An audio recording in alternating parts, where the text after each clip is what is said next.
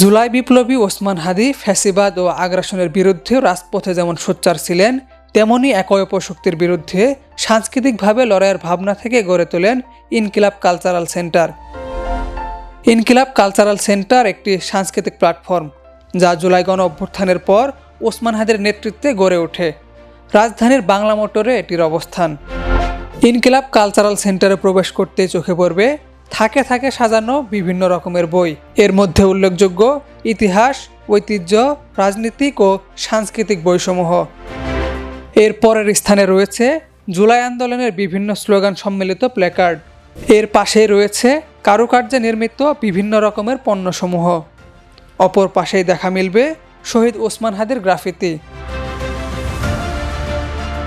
যেখানে লেখা জান দিব জুলাই দিব না। আবার ছোট শিশুদের জন্য রয়েছে বিভিন্ন গল্প ও কবিতার বই। শিশুদের আনন্দের সঙ্গে এসব বই পড়তেও দেখা যায়। অপর পাশেই রয়েছে প্রাচীন বাংলার ঐতিহ্যবাহী গরুর গাড়ি, ঘোড়ার গাড়ি, নাগরদোলা সহ প্রাচীন সব বাহন। সবচেয়ে বড় তাকে সাজানো বাংলা, ইংরেজি ও বিভিন্ন ভাষার দেশি বিদেশি বই। এত কিছুর ভিড়েও স্থান পেয়েছে বিধ্বস্ত ফিলিস্তিনের চিত্র। কালচারাল ফ্যাসিস্ট ও আধিপত্যবাদের বিরুদ্ধে হাদি যে ইনকিলাবের যাত্রা শুরু করেছিলেন, সেটি কি জারি রাখতে পারবে হাদির উত্তরসূরিরা?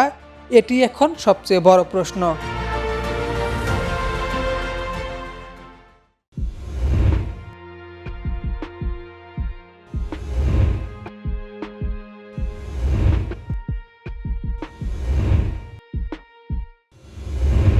ইউএফটি ফার্স্টের সাথে ট্রেড করুন যে কোনো জায়গা থেকে। ক্যাম্পাসে ক্লাসের ফাঁকে, ঢাকার জ্যামে বসে কিংবা ঘরে বসে ট্রেডিং এখন হাতের মুঠোয়। তাই ট্রেড করুন যখন খুশি, যেখানে খুশি।